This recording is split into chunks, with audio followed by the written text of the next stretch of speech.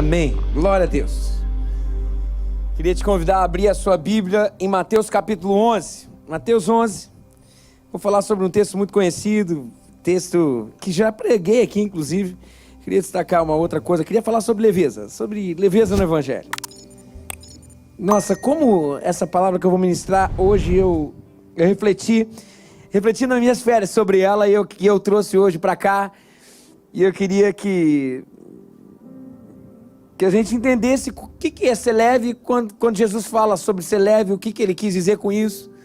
E será que a gente é leve de verdade ou a gente está vivendo uma religião que até parece cristianismo, mas na verdade tem trazido um fardo pesado, um jugo difícil.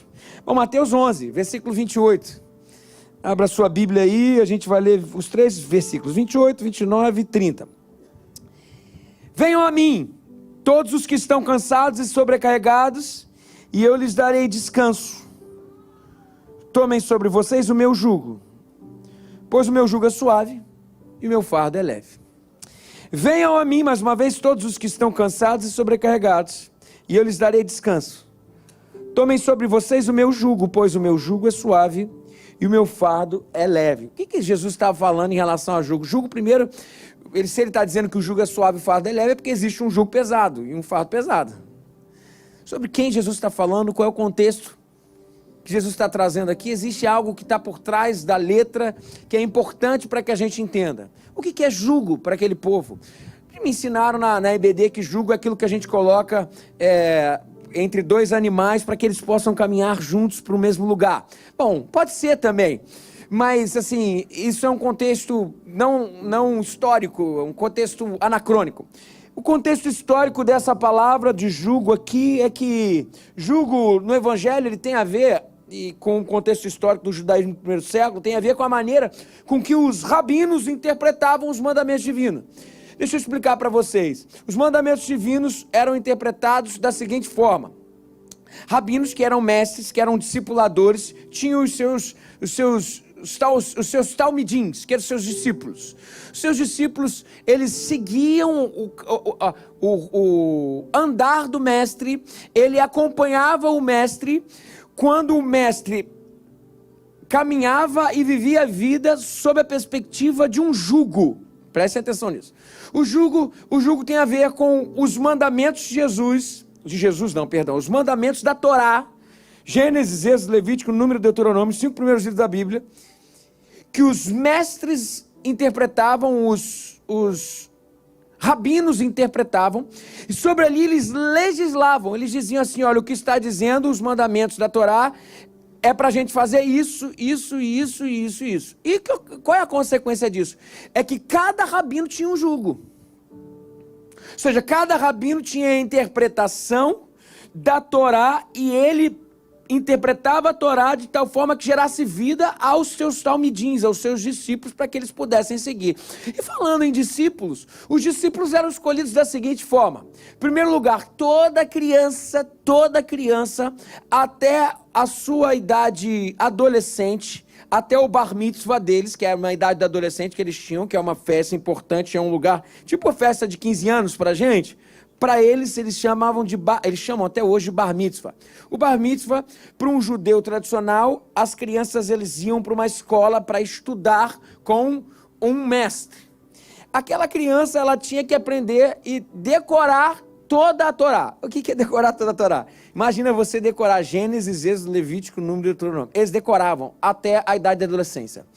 No dia da festa desse ritual de passagem para a vida adulta, vamos dizer assim, eles tinham que recitar a Torá inteira. Então o bar mitzvah é um lugar de festa, de alegria, em que os pais levavam seus filhos para fazer esse ritual de passagem e recitar a Torá inteira.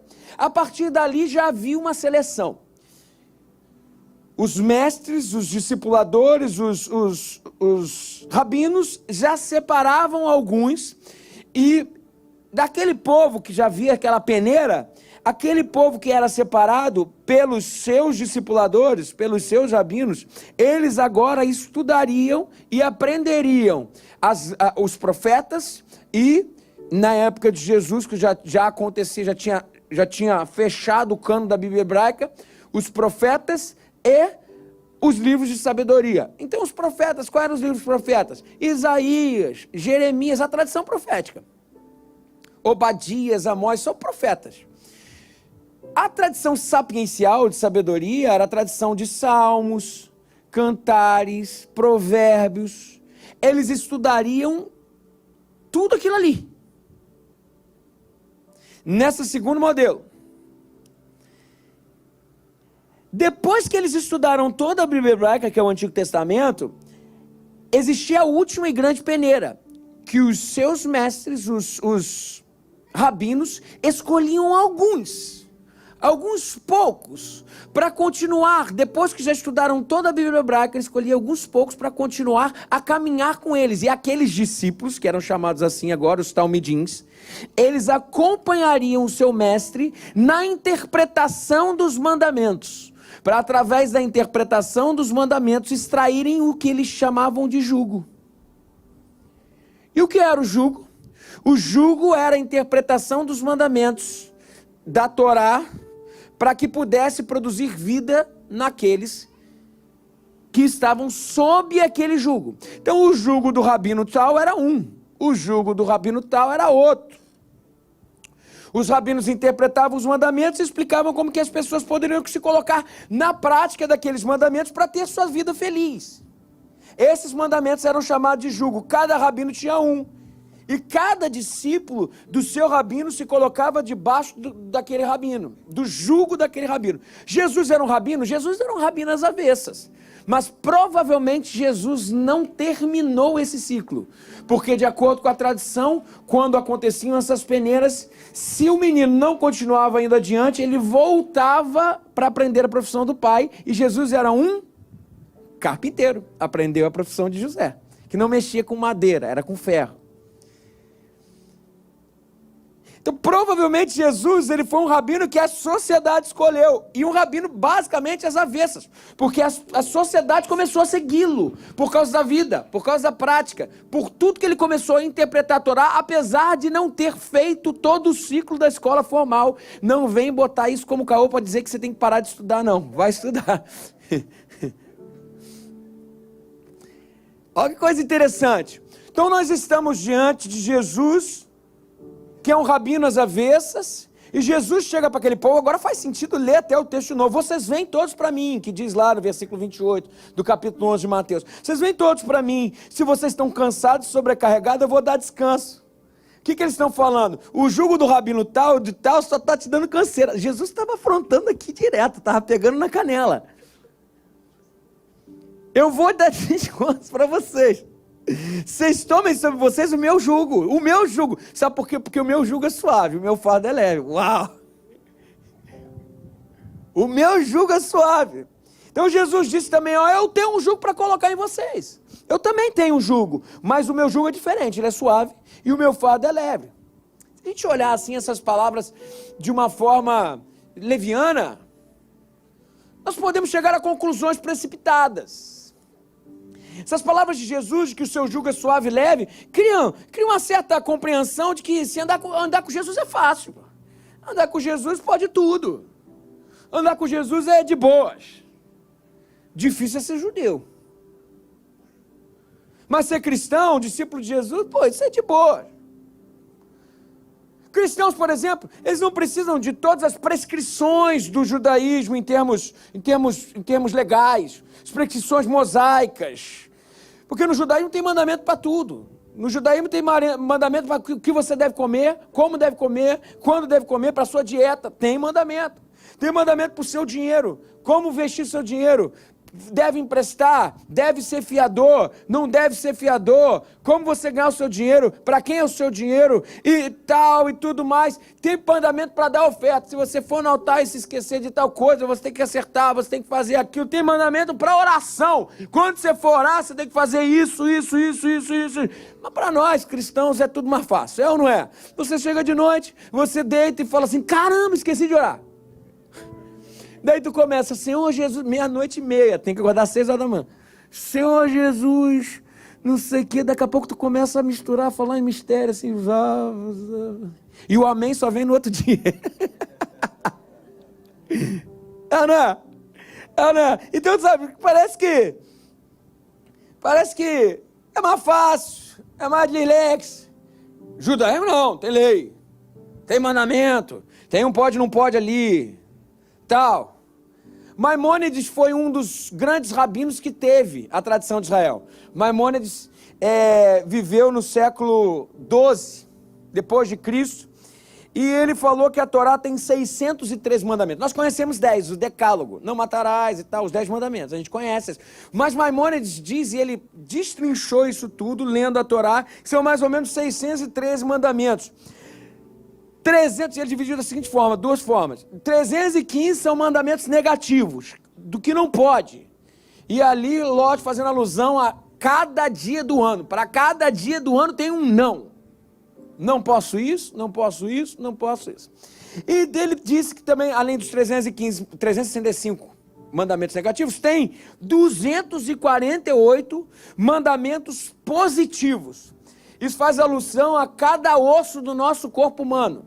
Para cada osso do nosso corpo humano tem um mandamento positivo. Por quê? Tem a ver com o sim para aquilo que é estruturante da vida.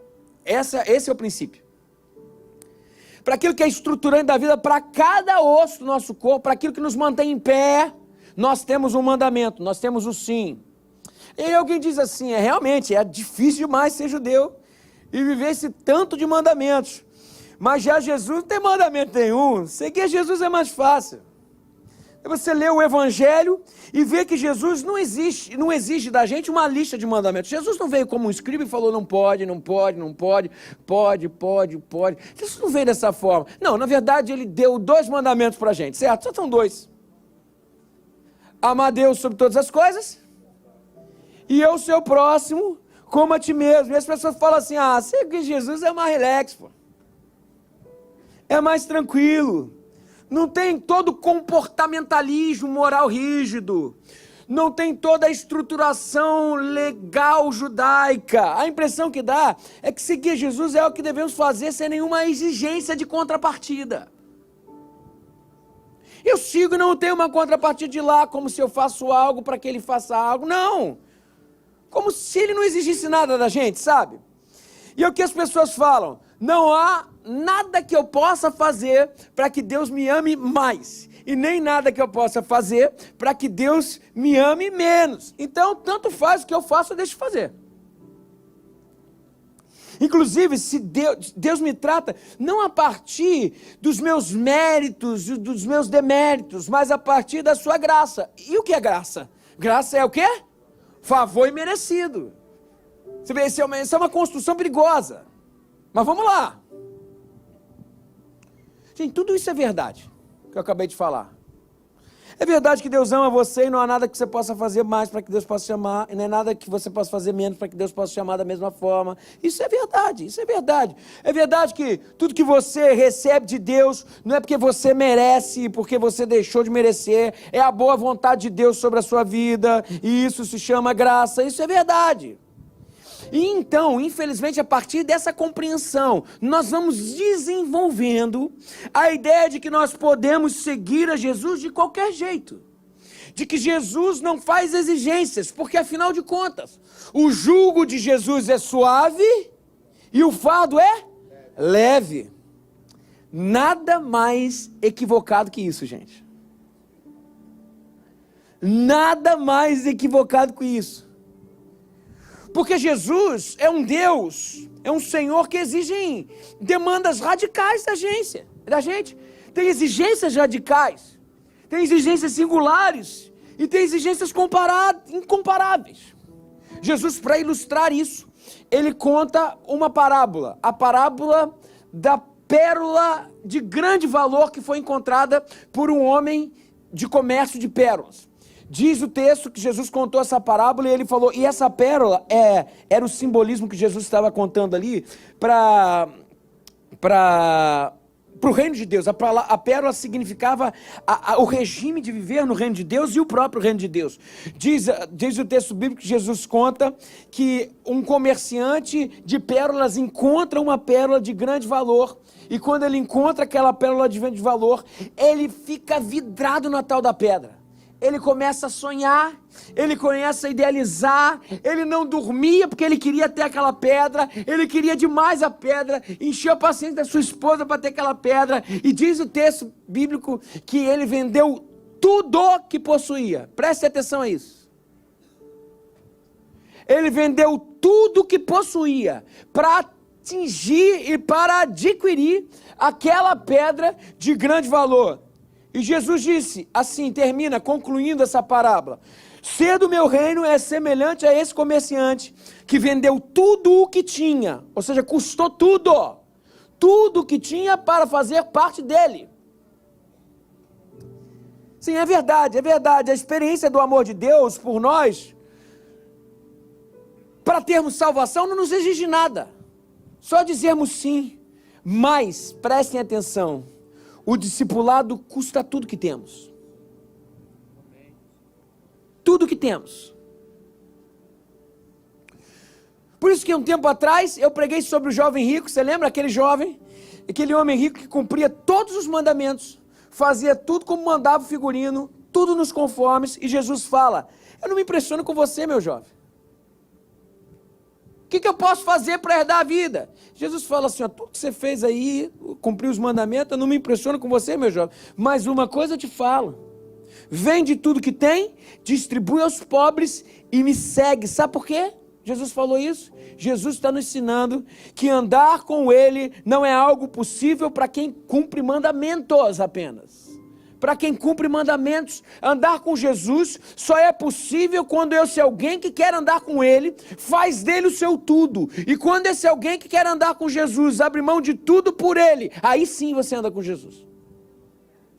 Preste atenção nisso. Estou carregando vocês por um caminho de um fardo leve, de um jugo suave, mas não um jugo de Jesus que pinta uma história do pode tudo, mas ao mesmo tempo eu estou carregando. Primeiro eu botei vocês no leve lá, do mandamento, do não ter nada. Agora já estou trazendo vocês para de volta, dizendo assim: cara, peraí, será que é leve mesmo? Será que é suave mesmo? E o pior, o texto ainda vai continuar. O apóstolo Paulo já dizia isso. Tudo aquilo que é riqueza para mim, disse o apóstolo Paulo, eu considero como esterco para ganhar Cristo. Então alguém desavisado vai olhar isso, vai escutar o que a gente está falando, ler esse texto de Mateus capítulo 11, ele vai dizer que Jesus não exige nada, que o seu jugo é suave, o seu fardo é leve, porque Ele não é um Deus exigente. Não, Ele exige sim. Ele nos exige. Você diz, Jesus não exige nada. O que Jesus exige de nós é apenas o amor. Oi? O amor? Meu querido, amor pode custar a sua vida. Amor dói. Amar arranca pedaço. Bom, de fato, o apóstolo Paulo vai dizer assim: no amor não há lei. Santo Agostinho, lá nos primeiros séculos, disse um negócio, ele falou assim: amas e fazes o que queres. É o que o apóstolo Paulo está dizendo aqui, que o amor é a gênese de tudo. Isso é verdade. Por exemplo, se eu quero deixar meus filhos, Theo e Helena, com os meus pais, eu vou deixar Theo e Helena com os meus pais, eu não preciso passar uma lista de mandamentos para eles, dizendo assim: ó, não faz isso, não faz, até porque se eu passar não vai adiantar de nada. Ele vai dar tudo. Não faz isso, não faz aquilo, não faz aquilo outro. Sabe por quê? Para que eles possam cuidar bem dele. Não faz sentido, sabe por quê? Porque eles vão cuidar muito bem, sabe por quê? Porque eles estão dispostos a se dar, eles estão dispostos a se doar, a se sacrificar para cuidar dos meus filhos. Isso não é um ato de obrigação, não é algo que eles façam porque eles ficam olhando numa lista que eu passei para eles, pode isso, não pode isso, não, é um ato de amor, mas esse ato custa tudo. Esse ato custa tudo. Então dizer que Jesus não nos pede nada? Não, como assim? Só que não. Levei e trouxe Jesus no mesmo lugar que o jugo dos judeus novamente. Primeiro eu trouxe vocês para cá, jugo leve, suave, porque é o que disse o texto. Mas não tem exigências? Não tem. Levei vocês agora para o mesmo lugar. Mas peraí, qual a diferença? Por que o fardo é leve e o jugo é suave? Agora eu vou levar vocês um pouquinho mais para cá. Vou exceder o jugo dos judeus, que é isso que Jesus falou. Olha só. Lá em Mateus capítulo 5, no Sermão do Monte, Jesus diz, não matarás. Eu, porém, vos digo, não odeiem, porque se vocês odiarem, vocês já cometeram assassinato. Uau! Então quer dizer que eu não posso nem ficar com... Não. No judeu você pode. Jesus é fogo, cara. Ele é sinistro. Ele é sinistro. É impressionante. Cara, não tem como fugir. Ele vai apertando a gente assim, ó. É impressionante. Aí ele continua no Sermão do Monte, pior. Ele continua falando assim, ouvistes o que foi dito, não adulterarás. Mas se vocês olharem de forma cobiçosa e lascívia para uma mulher ou para um homem, já cometeram... Pô, não pode nem olhar mais. Ou seja, o jugo que eu falei que era leve foi mal interpretado, pelo menos estava igual, voltamos ao judeu. Agora eu estou indo para o outro lado. Parece que está mais pesado. Caramba, cara. Jesus não é exigente? Ele é muito mais exigente do que os rabinos da sua época. Sim, Jesus é muito exigente. E quem acha que pode seguir Jesus de boas, relax, é muito enganado. Ah, tem um paradoxo aqui, peraí. Como a exigência do jugo de Jesus pode ser leve? Porque ele falou que é. Agora eu começo a mensagem.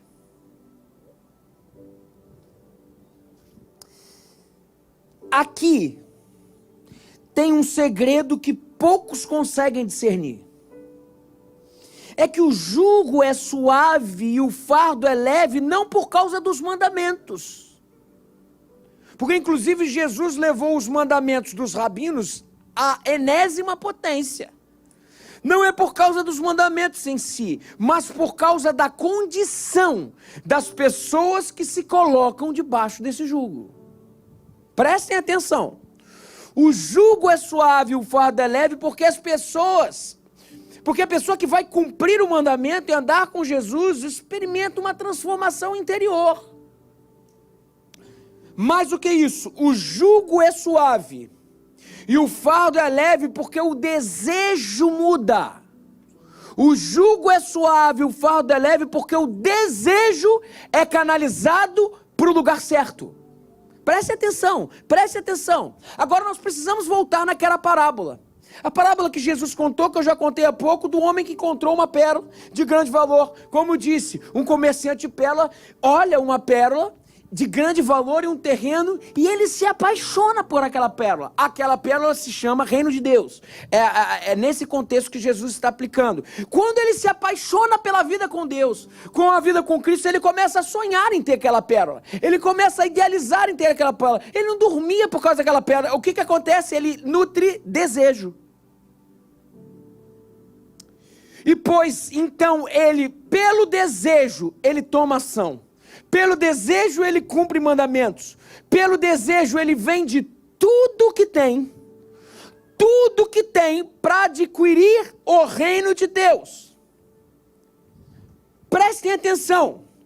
O desejo daquele homem por aquela pérola de grande valor fez com que ele mudasse toda a sua vida para ter a pérola, para ter o reino de Deus. E aqui tem um princípio importantíssimo que a gente precisa entender, senão nós vamos sofrer. Nós vamos ser judeu pensando que somos cristão. E o fardo vai ficar pesado e o jugo vai ficar pesado. O princípio importante que a gente precisa entender é que o Evangelho de Jesus nos ensina que não existe cumprimento de mandamentos, não existe viver o reino de Deus, não existe viver santidade se não desejarmos essa pérola de grande valor antes de fazer algo para tê-la. Vou repetir, o desejo vem antes do mandamento, o desejo certo vem antes do fazer, o desejo certo vem antes do ter. E aí mudamos tudo, vendemos tudo, refazemos a nossa vida, mas por quê? Porque nos mandaram? Porque nos colocaram um jugo?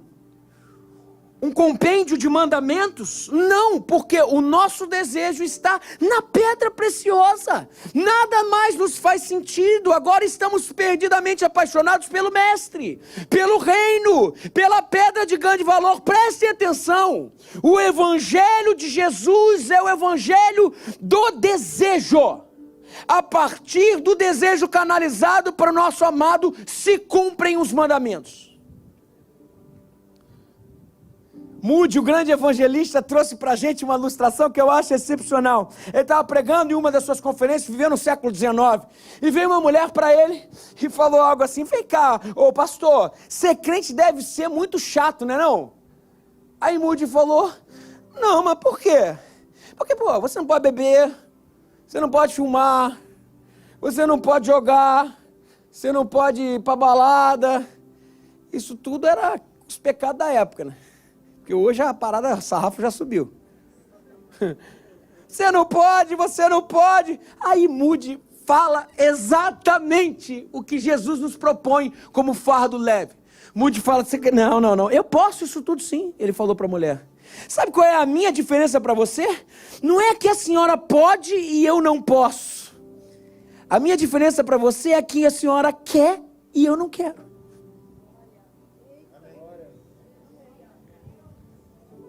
Desejo. Preste atenção nisso, gente. Prestem atenção nisso, gente. Vocês vão perceber que à medida que eu for falando, muita gente está vivendo um judaísmo, dizendo que está vivendo a religião do fardo leve, do suave. Desejo. Prestem atenção, a religião normatiza comportamentos em pode e não pode. O Evangelho de Jesus reorienta desejos. Reorienta desejos. Você obedece mandamentos, mas não tem quem obedece mandamentos, mas não tem a equivalência em desejo transformado, tem um fardo pesado e um jugo pesado. Vive judaísmo, não vive Evangelho de Jesus. Tudo começa no desejo. Então, ressignificar esse desejo faz com que vivamos o Evangelho de Jesus. O problema é que tem gente querendo obedecer mandamentos sem estar apaixonado.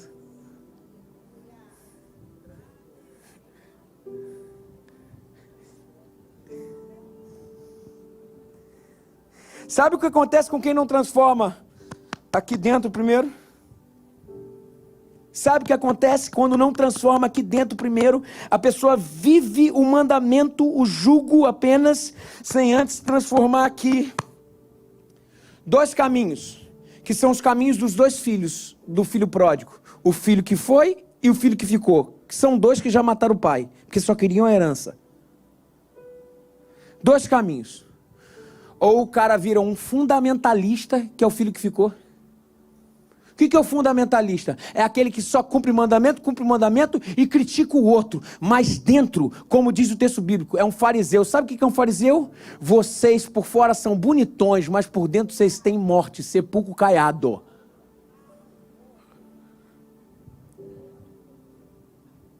Só cumpre o mandamento por fora. Sabe o que é, gente? A gente conhece os paranauê. A gente que já viveu no Evangelho, que cresceu no Evangelho, eu sei como tem, eu sei o que incomoda a sociedade, o que não incomoda. Sabe o que a gente faz? A gente fica naquele negócio do pode ou não pode. Ou a gente vive uma vida de hipócrita e diz que é homem de Deus, e quando o homem chega, um faz: pastor, vem cá, tu não vê aquele negocinho que aconteceu ali, não sei o que. Uma vez aconteceu isso aqui, algumas vezes já aconteceu. Pastor, eu quero um gabinete com você. Aí chega lá e fala assim: pastor, tu viu fulano de tal? Eu falei: não acredito, cara. Cara, não acredito. Tu falando de tal, líder da igreja, estava lá no provisório, bebendo. Eu falei assim: não, já vi, já estou cuidando. O que você quer que eu faça? O que você quer que eu faça? Você quer o quê? Você quer sangue, não quer sangue? Tira a trave do seu olho, meu querido. Daí eu falei para ele assim, coitado. Eu falei assim: Provérbios capítulo 6, diz que tem 6 coisas que Deus odeia, a 7ª ele abomina. Você sabe o que ele abomina? Fofoca. Se você quer que eu faça alguma coisa com ele, o que eu faço com você? Sabe qual é o nome disso, gente? Não se apaixonou, vive mandamento. vive mandamento. Caminho 1, fundamentalismo. Sabe o que você vai ser? Você é filho de Deus, mas vive escravo de Deus. Tem muita gente que não é filho de Deus, é escravo. É escravo. E eu vou falar daqui a pouco, eu vou destrinchar um pouquinho mais o filho pródigo. É escravo, o que você é escravo. O primeiro caminho. E sabe qual é o segundo? É o caminho do filho mais velho, que ficou. O filho foi lá, chegou. Depois chegou em casa o filho mais novo, que veio reconciliado, o mais velho ficou e não quis se alegrar. E se teu filho gasta tudo, pai, e você vai embora, e ele vai embora e você ainda dá uma festa para ele? Como que isso acontece? Eu sempre trabalhei para você como escravo, é assim que ele se define, porque é assim que ele se vê. Eu sempre trabalhei para você como escravo, e nunca ganhei um cabrito para festejar com os meus amigos. O filho mais velho que estava em casa também já tinha matado o pai, porque o que ele queria era trabalhar, porque ele queria herança. E você nunca me deu um cabrito. O pai falou: você não entendeu nada. Não entendeu absolutamente nada. Fundamentalista, legalista, que só está com o pai porque quer cabrito. Quantos de nós somos assim aqui? Primeiro caminho de quem não se apaixonou pelo desejo faz com que a religião pense. Gente, eu vou falar um negócio. Eu amo gente crente, eu odeio gente crente demais. Por favor, não recortem isso. Por favor. Vocês estão entendendo onde eu quero chegar, né? Pelo amor de Deus. É gente que não entende que tudo é fruto da graça, tudo de uma intimidade que faz mudar. A intimidade muda as ações e não o contrário. Sabe que eu amo? Amo o filho pródigo. Porque filho pródigo na parábola foi o único que no final das contas terminou feliz.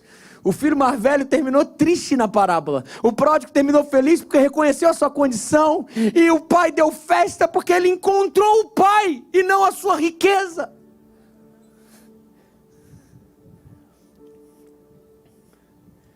Os filhos pródigos são mais fáceis de lidar porque são conscientes. Pô, cara, tudo farinha do mesmo saco mesmo. A gente vai... Primeiro caminho ruim de quem não entende que o desejo é a fonte de santidade, o desejo é a fonte de... Primeiro caminho, viramos ou fundamentalistas ou viramos culpados por natureza. Precisamos tudo de psicólogo, psiquiatra. Por isso que a religião, como disse Nietzsche, ele acertou nesse sentido, é o ópio do povo. Porque a religião faz isso com a gente mesmo. Ou aliena ou nos transforma em hipócritas. O evangelho de Jesus muda a religião, ou o caminho é fundamentalismo, é um caminho de alienação, de hipocrisia. E o filho mais novo, o filho mais moço, que simplesmente vai embora, o filho pródigo, ele é alienado da relação com Deus, sabe por quê? Por causa da culpa. E é o que acontece entre nós, não conseguimos fazer parte de uma religião de mandamentos. Pode, não pode? Aí eu posso, depois eu não posso. E aí, como é que eu vou fazer? E caramba, eu quero, mas não quero. E porque eu não posso, eu não faço. Mas tô doido para fazer e pimba, fala, lógico, porque não consegue. Não faz sentido. Nada muda a gente. Diz o próprio Nietzsche, vou usar Nietzsche de novo, que nós somos seres irracionais. O ser humano é um ser irracional que usa a sua racionalidade para justificar os seus impulsos carnais. Deixa eu tentar mostrar para vocês, tentar entender. Vou traduzir o que Nietzsche falou. Nós muitas vezes justificamos com a nossa razão o que os nossos sentidos querem fazer. Por isso que a lógica humana é ressignificar o sentido, a lógica de Deus. É ressignificar o que sentimos. Isso é muito poderoso. Isso é muito poderoso. Tem um monte de judeu aqui, um monte de filho mais velho. Porque a gente é assim mesmo. Tem um monte que acha que por fazer mandamento, esconder o que não consegue viver uma vida boa. Jesus Cristo está nos chamando para ressignificar o nosso desejo. Já vou falar sobre isso daqui a pouco. E isso faz com que o posso, não posso, fundamentalismo, o quero, não quero, isso faz com que o fardo fique pesado, o jugo fique pesado, sabe por quê? Porque não tem desejo pelo Senhor, não tem intimidade, só tem mandamento. Sabe qual é a diferença entre o evangelho da religião e a religião? Quer dizer, entre o evangelho e a religião, é que a religião é quando só tem mandamento, só tem fardo. O evangelho é quando o desejo é transformado.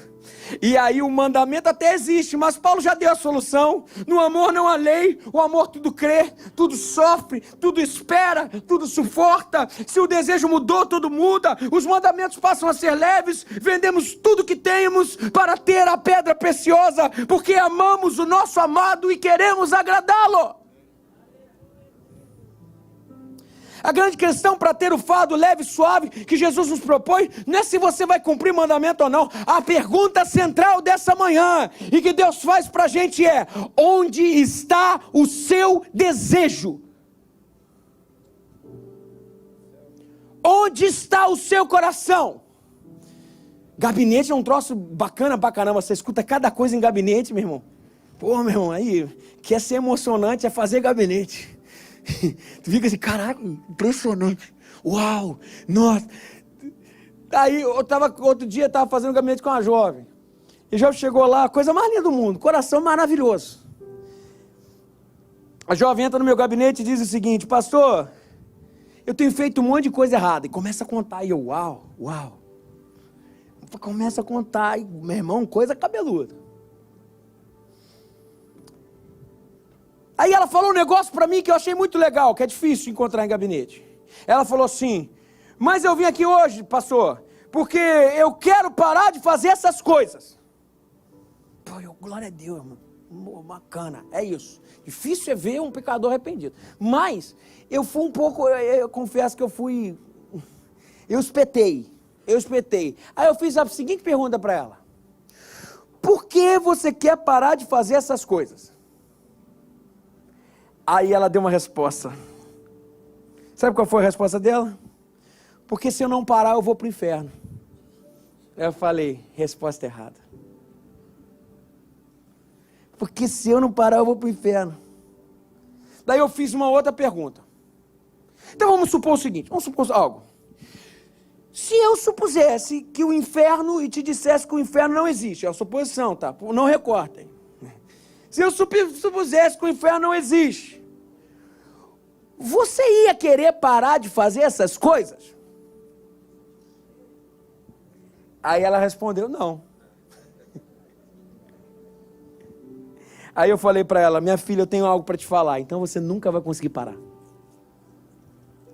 Nunca vai conseguir parar. Só pelos mandamentos do pode ou não pode, ninguém vive santidade. Você nunca vai conseguir parar. E eu comecei a contar a ela a história do filho pródigo, que eu já comecei com vocês. Um filho pediu a herança do pai e foi embora com a herança e vivia de forma dissoluta. Gastou todo o dinheiro, voltou para casa, o pai o recebeu com festa. O irmão mais velho, eram 2 filhos, o irmão mais velho, a figura do fundamentalista, a figura do cara que está morto dentro de casa, porque tem um cara que está morto fora, e tem um cara que está morto dentro. Quem é o fundamentalista? É esse dos mandamentos. O filho mais velho chegou em casa, viu aquela festa, todo mundo celebrando porque o irmão tinha voltado, o filho mais velho se recusou a entrar. Sai o pai de dentro da festa. O pai é a representação de Deus nessa parábola. Sai o pai dentro da festa, senta no parapeito com o filho e fala, filho, por que você não está participando da festa? E o filho mais velho, injuriado, fala assim, eu não tenho como celebrar, pai. Isso não é justo. O meu irmão gastou a sua fortuna e você ainda mata um bezerro cevado para a festa. Eu venho trabalhando para você, pai, como um escravo, e você nunca me deu um bezerro gordo para festejar com os meus amigos. O pai deve ter rido daquele negócio. Perceba, o próprio filho se entendia como escravo. Perceba, o filho já tinha, os 2 tinham matado o pai. O filho que pediu a herança antes disse, olha, para você para mim não importa, eu quero só o seu dinheiro. E o filho que tinha ficado, só não tinha matado também como o filho que tinha ido pegar o dinheiro, mas ele estava trabalhando falando assim, a hora que o velho morreu, eu tô doido para pegar esse bezerro. Os 2 tinham matado o pai. A gente não entende, gente, que os filhos pródigos e os filhos que ficam dentro da igreja, os fundamentalistas, são 2 faces da mesma moeda. É a mesma coisa. Os 2 matam o pai da mesma forma. Só que os filhos pródigos têm mais possibilidade de voltar. O difícil é convencer filho mais velho dentro da igreja de que não ama o pai. Isso é difícil. E são esses que atrapalham mais, tá? Porque são, mas não são, querem, mas não querem, pode, mas não pode. Faz aqui, faz para frente, a hipócrita atrás. E o pai vira para aquele menino, para aquele filho mais velho e fala: filho, você não entendeu nada. Tudo que eu tenho é seu, você ainda não entendeu isso. E aí eu volto para essa jovem, eu expliquei isso tudo para ela. E essa jovem que eu conversei estava se comportando exatamente como o filho mais velho da parábola. Pai, eu só estou aqui do seu lado porque eu quero um bezerro gordo para festejar. Na verdade, eu sou escravo de ti e dos seus mandamentos. Pai, eu só estou aqui do seu lado porque eu não quero ir para o inferno. Na verdade, se não existisse o inferno, eu já teria virado um filho pródigo. Porque filho pródigo e filho mais velho, as intenções são as mesmas. Só as ações são diferentes, mas levam para o mesmo lugar.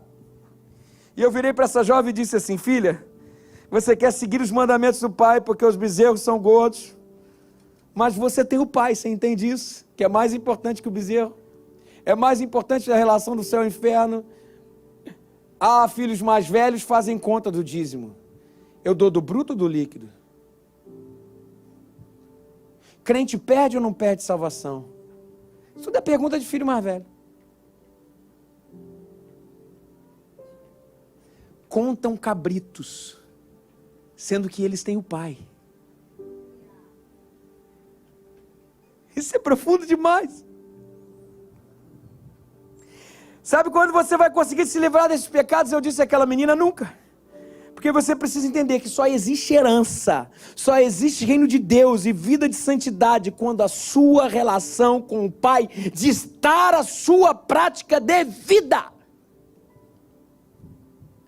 E a pergunta que eu faço hoje para a gente aqui é a mesma que eu fiz para aquela menina. Será que se não existisse inferno, você continuaria seguindo Jesus? Será que se não existisse inferno, você continuaria obedecendo os mandamentos e tentando viver em santidade? Meu querido, aprenda algo: não existe cumprimento de mandamento, não existe santidade sem intimidade com o Pai. A convicção do pecado e consequente arrependimento para viver santidade não se dá pela exortação, não se dá pela força, se dá porque quando pisamos no santo dos santos, quando vemos no Pai a nossa grande herança e não nos cabritos da sua fazenda, ganhamos essa consciência e queremos mudar. Essa é a frase de hoje: intimidade gera santidade. Intimidade gera o santidade, canalização do desejo para uma relação com o pai e não com os cabritos, não com a fazenda, gera como consequência uma vida que ressignifica tudo. O reino de Deus é como uma pérola, um comerciante que vende tudo porque se apaixonou por aquilo, pelo pai. Intimidade gera santidade. Se não tem santidade, começando no cumprimento dos mandamentos, isso não é sustentável. Ninguém sustenta uma vida com Deus sem antes gerar intimidade com o Pai. Santidade que dura começa na sua intimidade com Deus. Não existe vencer o pecado sem desejar a presença do Senhor mais que tudo. Mais uma vez eu reafirmo: só existe santidade sustentável se tiver início numa intimidade com o Pai. Não existe santidade sem entender que o Pai é a nossa herança e não o cabrito que podemos ganhar dele. Santidade sem intimidade é jugo pesado e fardo pesado. É um cristianismo que vive como judeu. Jesus conta uma outra parábola que eu amo também. Jesus conta a parábola da árvore boa e da árvore má. Ele diz que a árvore boa só pode dar bons frutos. E a árvore má dá maus frutos.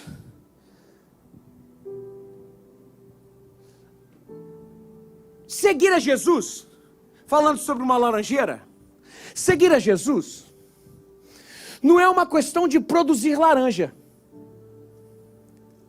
Seguir a Jesus é uma questão de se tornar uma laranjeira. Vou repetir. Seguir a Jesus não é uma questão de produzir laranja. Seguir a Jesus é uma questão de se tornar uma laranjeira. Se você perguntar para uma laranjeira assim, vem cá, me diz um negócio, e aí, é difícil dar laranja? Ela vai falar assim, não, é fácil, difícil é dar jaca. Pô, é óbvio, laranjeira tem a essência de produzir laranja. E aí você diz assim, é difícil repartir o que você tem? E você diz assim, não, difícil é ser egoísta. É difícil falar a verdade? Não, difícil para mim é mentir. Difícil para mim é enganar os outros.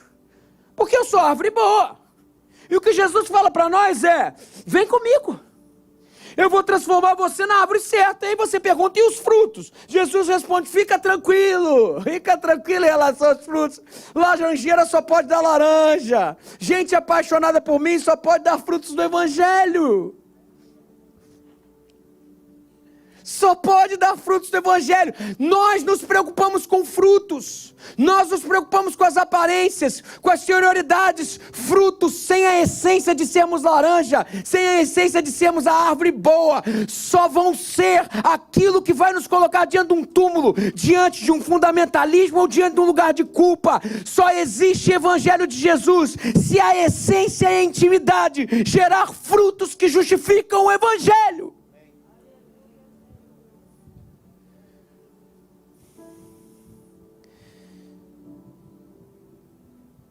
Jesus fala, fica tranquilo, porque o fardo é leve, porque quem ama Jesus e quem tem intimidade comigo é simples gerar frutos do Evangelho.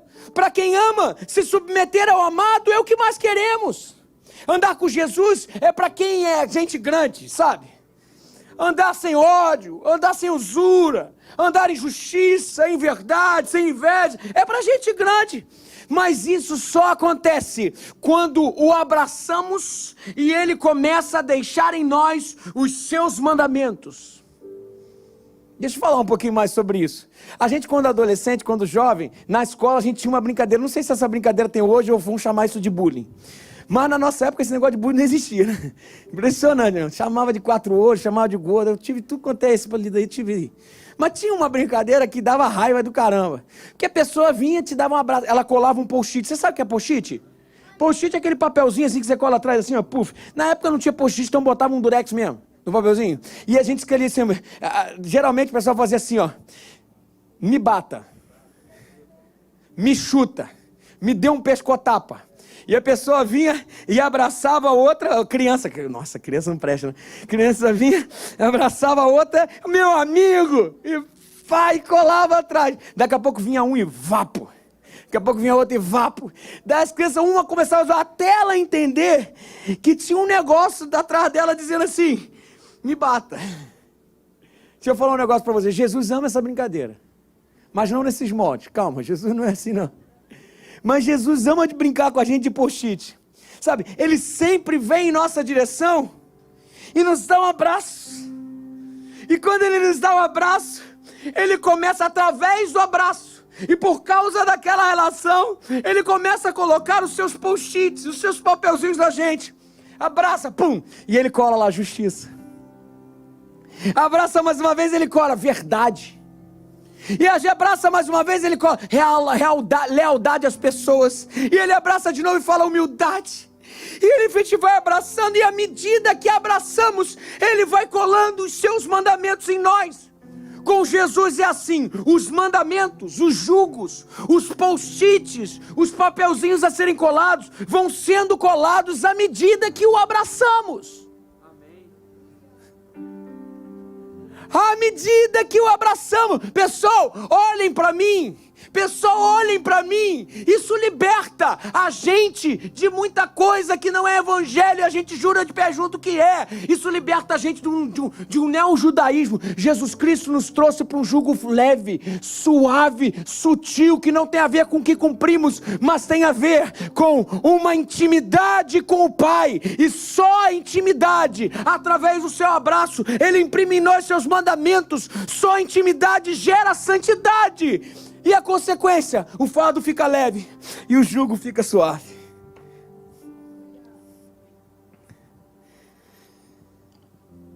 Eu sou do meu amado, e o meu amado é meu, Eu sou do meu amado e vou me parecendo com ele. Eu sou do meu amado e tudo já me é leve, porque através do seu abraço os mandamentos são impressos, não como um pode ou não pode, não como um devo ou não devo, mas como um eu te amo. Por isso tenho intimidade e por isso vou me parecendo e por isso vou me deixando imprimir as marcas do evangelho em mim e por isso vou ficando a cara do meu noivo.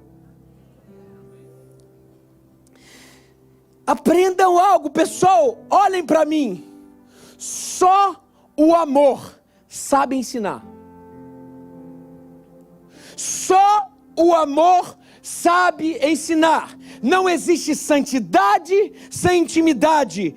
A intimidade gera santidade. O evangelho, eu insisto com vocês, não é uma lista de mandamentos e comportamento moral que você tem que cumprir. Isso não é sustentável. O evangelho de Jesus é uma história de amor. História de amor. Só o amor sabe ensinar. O convite dessa manhã é um convite à intimidade com Cristo.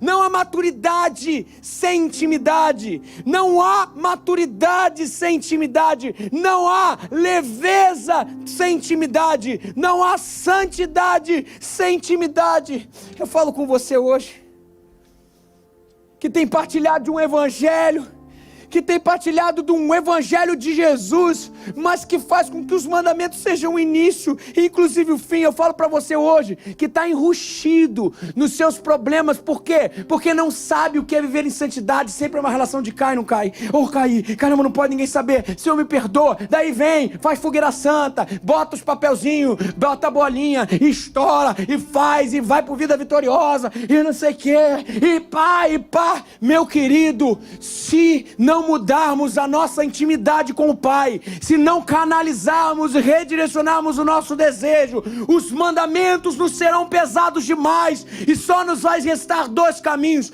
ou o caminho do fundamentalismo, da hipocrisia, do sepulcro caiado, ou o caminho da abnegação de quem Deus é, um filho pródigo que se vai porque tem culpa e não consegue cumprir. Não mude a partir do cumprimento da lei, mude a partir de uma intimidade com o Pai. Essa intimidade vai te gerar a mudar a sua vida. Eu sou do meu amado, e porque eu amo, eu refaço a minha vida. Porque eu amo, eu ressignifico a minha história. Porque eu amo, eu quero ser nova criatura. Não porque simplesmente os outros vão olhar, não porque simplesmente eu preciso ser, mas porque o meu amado é a coisa mais preciosa que eu tenho, é a minha pérola de grande valor. Glória a Deus. Eu queria fazer um convite para vocês. Gente, vocês estão entendendo, gente? Isso aqui liberta muita gente. Muita gente. Tem gente presa aqui, gente. A gente presa no evangelho, que é mais difícil de se enxergar. O filho pródigo se enxerga fácil. O filho que fica é difícil de enxergar. Não existe santidade sem intimidade. Só o amor sabe ensinar. Só o amor ensina. O jugo é leve e o fardo é leve, porque amamos, porque nos entregamos, porque somos íntimos. Meu Deus, que evangelho lindo! Eu queria te fazer um convite essa manhã. Você talvez está aqui e quer começar uma vida nova com Jesus. Você não conhece esse Cristo. Até ouviu falar, fez mandamento e tal, de vez em quando viu que não dá. Eu quero falar com você hoje. Você quer começar uma vida nova com Jesus? Feche seus olhos, abaixe sua cabeça nesse momento e ore assim no seu coração. Diga: Senhor Jesus, muda a minha vida. Senhor Jesus, muda a minha história.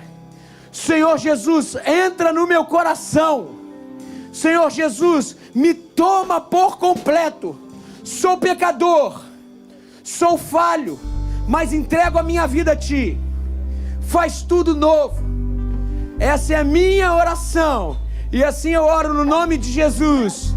Amém. Fique de olho fechado ainda. Se você orar comigo, levante sua mão lá no alto agora. Lá no alto. Deus te abençoe. Mais alguém orou comigo? Deus te abençoe, eu estou vendo você. Mais alguém orou comigo? Deus te abençoe. Deus te abençoe, eu estou vendo você. Mais alguém? Deus te abençoe, eu estou vendo você ali. Mais alguém orou? Mais alguém disse sim para o Senhor hoje? Deus te abençoe, eu estou vendo você ali. Deus te abençoe. Mais alguém hoje diz sim para o Senhor? Diz sim para começar uma vida com Ele, todos de olhos fechados, cabeças baixas.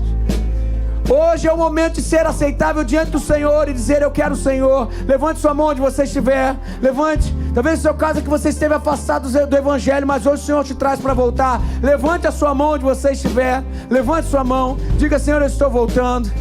Glória a Deus, glória a Deus. Todos que levantaram, Deus te abençoe, eu estou vendo você.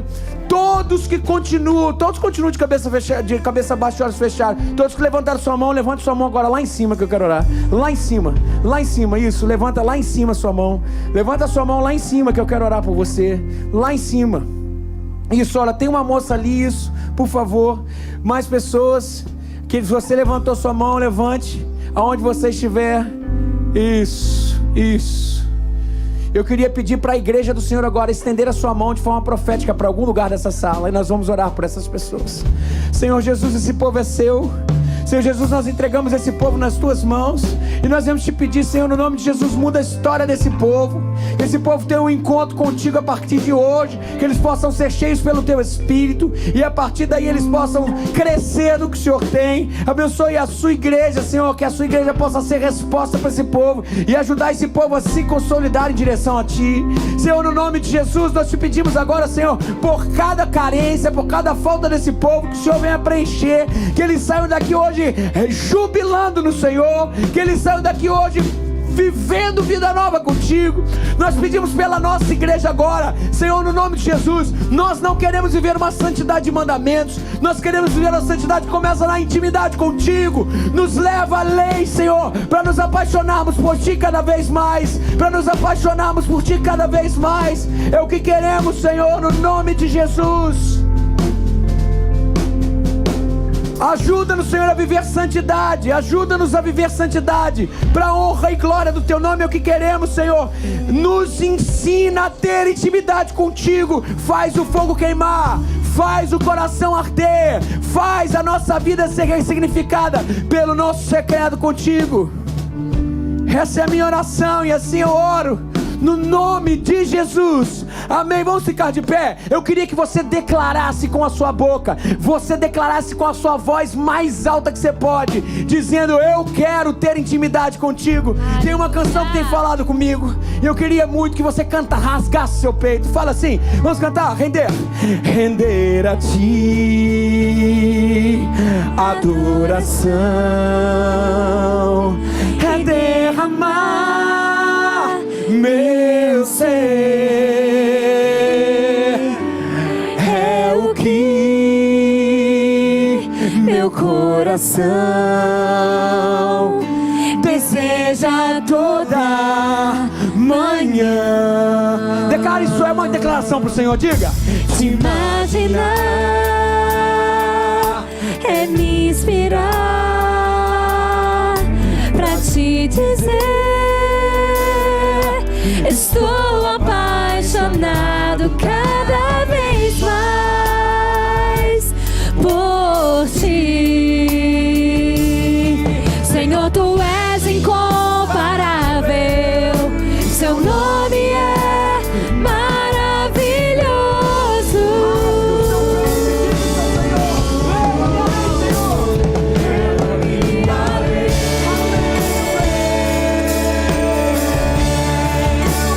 Leva-me além.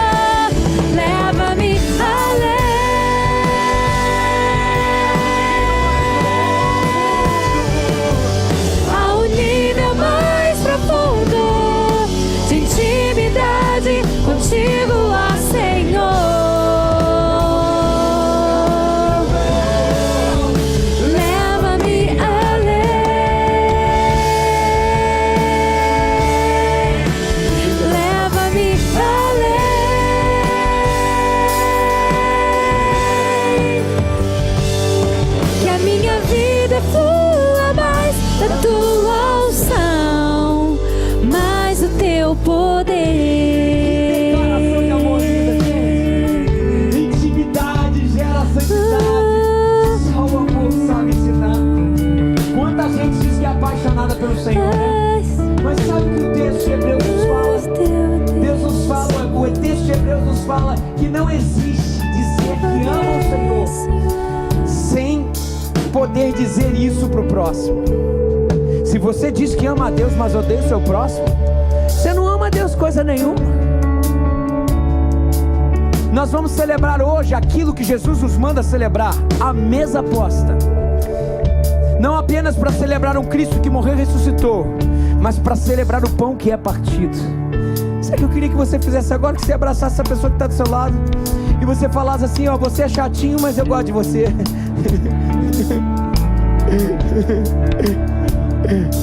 Mas eu gosto de você, eu te amo.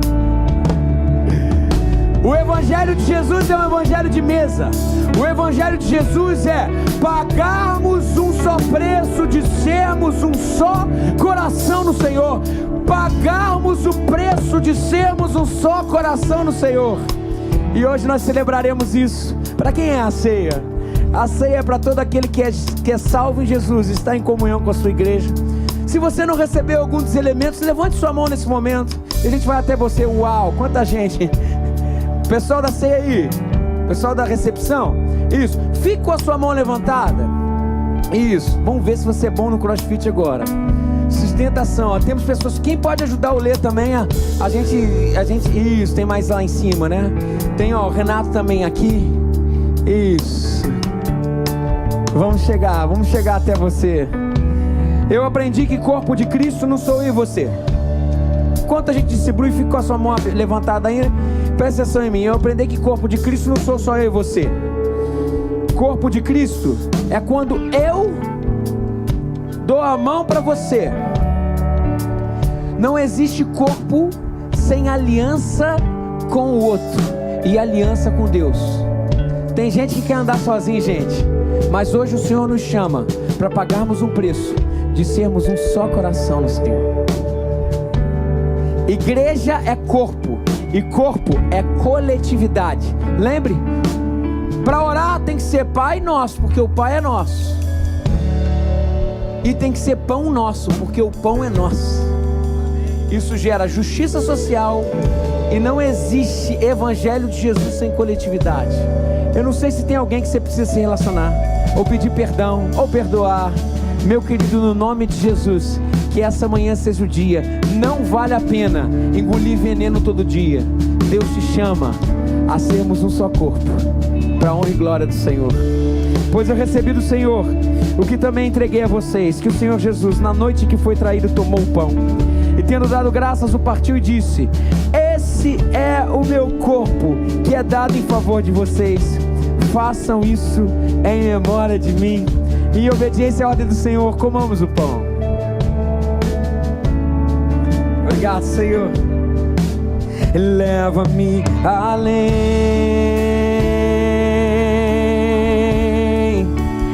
leva-me além. Diga ao Senhor isso. Ao nível mais profundo de intimidade contigo, ó Senhor.